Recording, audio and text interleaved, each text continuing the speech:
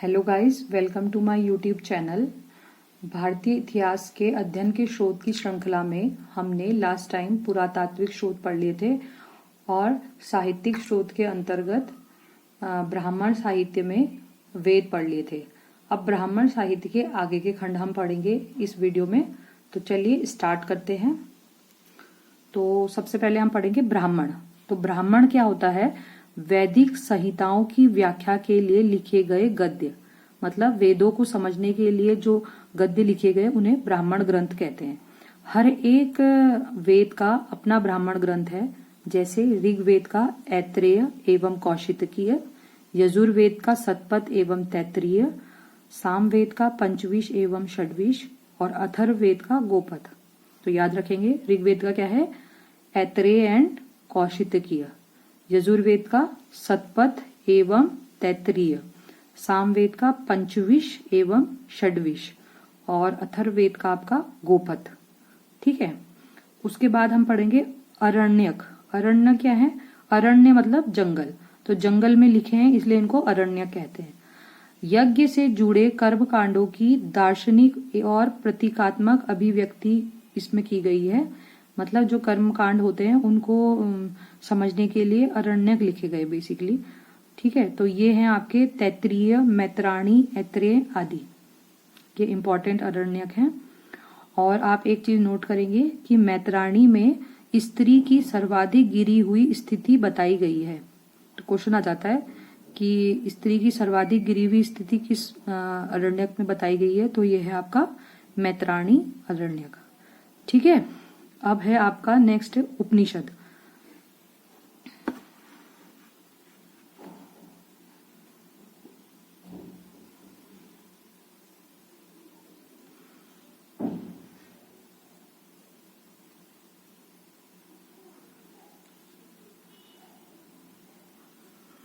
तो उपनिषद की बात कर लें तो उपनिषद है गुरु के समीप बैठकर ब्रह्म ज्ञान की प्राप्ति कर उसकी व्याख्या की गई है। तो उपनिषद में गुरुओं ने जो विद्या दी है उसकी व्याख्या की गई है। तो उपनिषद वैसे 108 हैं और 13 इसमें से प्रमाणिक है। तो कुछ इंपॉर्टेंट उपनिषद हैं जो कई बार क्वेश्चंस में आ जाते हैं। जैसे पूछा जाता है सबसे पहला उपनिषद कौन सा है? तो सबसे पहला है आपका बृहदारण्यक। ठीक है। फिर सत्यमेव जयते किस उपनिषद से लिया गया है? तो यह है आपका मुंडको उपनिषद से। ठीक है। फिर है आपका यम नचिकेता की कहानी और ओम की चर्चा किस उपनिषद में? कठोपनिषद में। और लास्ट है आपका चारों आश्रमों का उल्लेख किस उपनिषद में? ज्वालो उपनिषद में, ज्वालोप उपनिषद में। ठीक है। तो आप ये ध्यान रखेंगे। फिर है आपके वेदांग एवं सूत्र। तो वेदों को भली भांति समझने के लिए 6 वेदांगों की रचना की गई है। ठीक है। वेदांग कितने आपके? 6। तो जो है आपके शिक्षा, शुद्ध आचरण शास्त्र, शुद्ध उच्चारण शास्त्र, ज्योतिष भाग्यफल, कल्प कर्मकांड, व्याकरण आपका शुद्ध व्युत्पत्ति, निरुक्त आपका भाषा विज्ञान और छंद, चतुष्पदी श्लोक। ठीक है। तो ध्यान रखेंगे वेदांग कितने? 6। शिक्षा, ज्योतिष, कल्प, व्याकरण, निरुक्त और छंद। वेदांग के बाद हम पढ़ेंगे महाकाव्य। महाकाव्य 2 है, रामायण और महाभारत। रामायण की रचना महर्षि वाल्मीकि ने की है। इसमें 7 भाग हैं। रामायण में भागों को कांड कहा गया है। तो रामायण में 7 कांड है। उसी तरह महाभारत की रचना वेदव्यास ने की है। इसमें 18 भाग है। इन भागों को पर्व कहा गया है। तो महाभारत में 18 पर्व हैं। फिर आपके हैं पुराण। पुराण हैं आपके इसमें प्राचीन भारतीय इतिहास का क्रमबद्ध वर्णन मिलता है। ठीक है। तो क्वेश्चन आता है कि भारतीय इतिहास का क्रमबद्ध वर्णन किसमें मिलता है? तो वो मिलता है आपका पुराण में। पुराणों की संख्या 18 है। पुराणों के रचयिता हैं लोमहर्ष और उनके पुत्र उग्र शर्वा। ठीक है। और कुछ इंपॉर्टेंट पुराण हैं जैसे विष्णु पुराण। विष्णु पुराण आपका मौर्य वंश से संबंधित है। मत्स्य पुराण आपका आंध्र सातवाहन वंश से संबंधित है और वायु पुराण आपका गुप्त वंश से संबंधित है। ठीक है। तो इस प्रकार साहित्यिक स्रोत के अंतर्गत ब्राह्मण साहित्य में हमने वेद, ब्राह्मण, अरण्यक, उपनिषद, वेदांग, महाकाव्य और पुराण पढ़े हैं। ठीक है। अब हम धार्मिक साहित्य के अंतर्गत ही बौद्ध साहित्य पढ़ेंगे। ठीक है।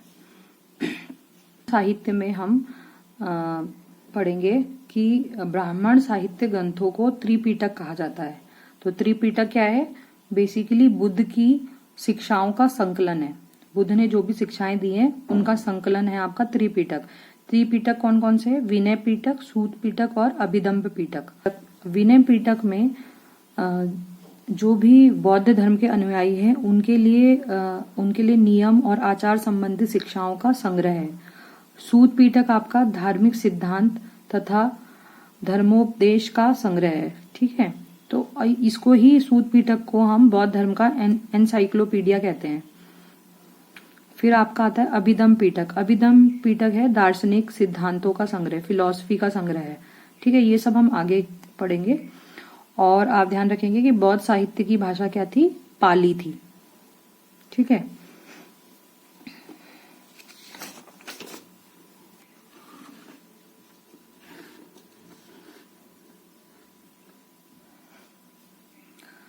बौद्ध साहित्य के दीप वंश और महावंश में आपके मौर्यकालीन इतिहास की जानकारी मिलती है। मिलिंद पन्नों में नागसेन द्वारा रचित है ये, और इसमें हिंद एवं यवन शासक मिनेंडर के विषय में जानकारी मिलती है। कथा वस्तु आपका हीनयान संप्रदाय के विषय में है। ललित विस्तार और दिव्यावदान महायान संप्रदाय के विषय में। बौद्ध धर्म बाद में जाके दो भागों में विभाजित हुआ था, हीनयान और हित में ही दीप वंश और महावंश में आपके मौर्यकालीन इतिहास की जानकारी मिलती है। मिलिंद पन्नों इसमें हिंद यवन शासक मिनेंडर के विषय में मिलता है, जो नागसेन ने लिखा था। नागसेन एक बौद्ध भिक्षु था। ठीक है। बौद्ध धर्म जो है वो आगे जाके दो संप्रदायों में विभाजित हुआ, हीनयान और महायान। तो हीनयान संप्रदाय के विषय में कथा वस्तु में मिलता है और महायान संप्रदाय के विषय में ललित विस्तार दिव्यावदान में मिलता है। ठीक है। उसके बाद हम पढ़ेंगे जैन साहित्य।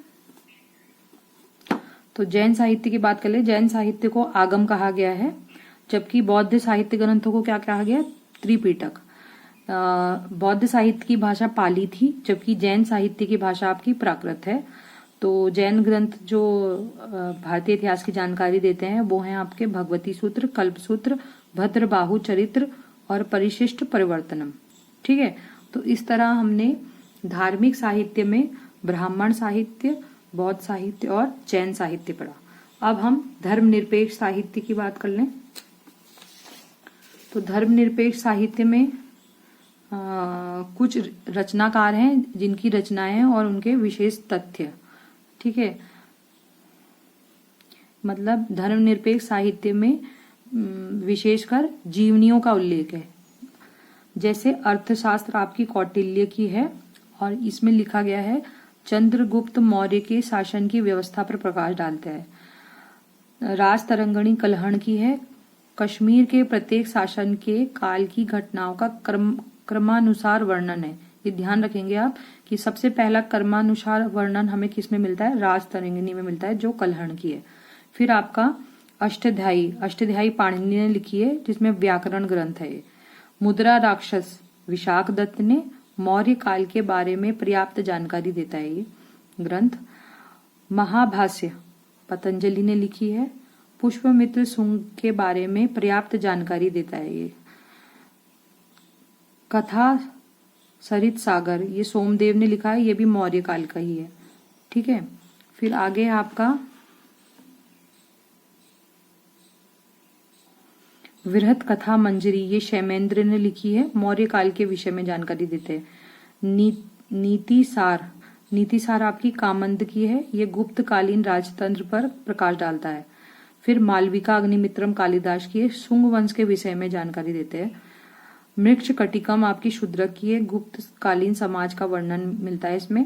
हर्ष चरित्र बाण भट्ट की है, हर्ष की उपलब्धियों के बारे में है इसमें। रामचरित्र संध्याकर नंदी ने लिखी है ये, बंगाल के शासक रामपाल की जीवनी है। और पृथ्वीराज रासो चंद्रोपाध्याय की है पृथ्वीराज चौहान की उपलब्धियों का वर्णन है। ठीक है, तो एक बार दोबारा रिवाइज कर लेते हैं हम। अर्थशास्त्र कौटिल्य की, राजतरंगिणी कल्हण की, अष्टधाई पाणिनि की, मुद्रा राक्षस विशाख दत्त की, महाभाष्य पतंजलि की, कथा सरित सागर सोमदेव की, विरहत कथा मंजरी शैमेंद्र की, नीति सार कामंद की, मालविका अग्निमित्रम कालिदास की, मृक्ष कटिकम आपकी शूद्रक की, हर्ष चरित्र बाण भट्ट की, रामचरित्र संध्याकर नंदी, रामचरित अलग है, रामचरित्र संध्याकर नंदी, और पृथ्वीराज रासो चंद्रोपाध्याय। ठीक है, तो इस प्रकार ये कुछ धर्मनिरपेक्ष साहित्य हैं जो इतिहास की जानकारी देते हैं। और अब हम विदेशी यात्रियों के विवरण पढ़ेंगे विदेशी साहित्य के अंतर्गत। इसमें यूनान एवं रोम के लेखक, चीनी यात्रियों के विवरण और अरब यात्रियों के विवरण सम्मिलित हैं। तो सबसे पहले यूनान एवं रोम के लेखकों की बात करें तो सबसे पहला है आपका टेसियस। टेसियस आपका ईरान का राजवैद्य था। फिर आपका हेरोडोटस। हेरोडोटस को इतिहास का पिता कहते हैं। इसने हिस्टोरिका नामक बुक लिखी थी और जिसमें भारत और फारस के संबंध का विवरण है।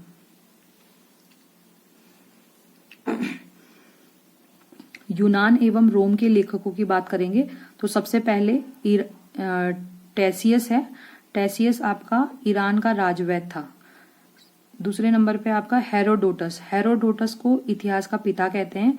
इसने हिस्टोरिका नामक पुस्तक लिखी थी जिसमें भारत और फारस के संबंधों का वर्णन है। तो आप ध्यान रखेंगे हिस्टोरिका पुस्तक किसने लिखी थी? हेरोडोटस ने। इसी को हम इतिहास का पिता कहते हैं। फिर आगे सिकंदर के साथ भी कई लेखक आए जिन्होंने भारतीय इतिहास की में लेख लिखे हैं। उनमें है नियार्कस, आनेसिक्रिटस और अरिस्टोबुलस। ठीक है, फिर आगे और लेखकों के बारे में चर्चा करेंगे।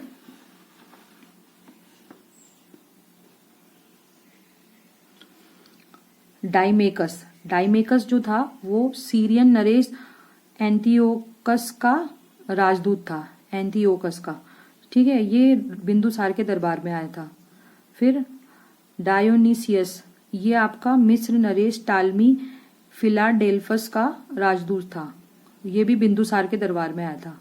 ठीक है, तो ध्यान रखेंगे बिंदुसार के दरबार में दो यूनानी आए थे, डाइमेकस और डायोनिसियस। फिर आपका पिलिनी ने आपकी नेचुरल हिस्ट्री पुस्तक लिखी है जिसमें पौधों, पशुओं और खनिज पदार्थों की जानकारी मिलती है। और कुछ नोट इंपॉर्टेंट याद रखेंगे। टालमी की जियोग्राफी और एक अज्ञात लेखक ने पेरिप्लस ऑफ द एरिथीन सी लिखी है जिसमें भारत के भूगोल और व्यापारिक वस्तुओं की जानकारी मिलती है। ठीक है, तो कुछ इंपॉर्टेंट पुस्तक आप जरूर ध्यान रखेंगे।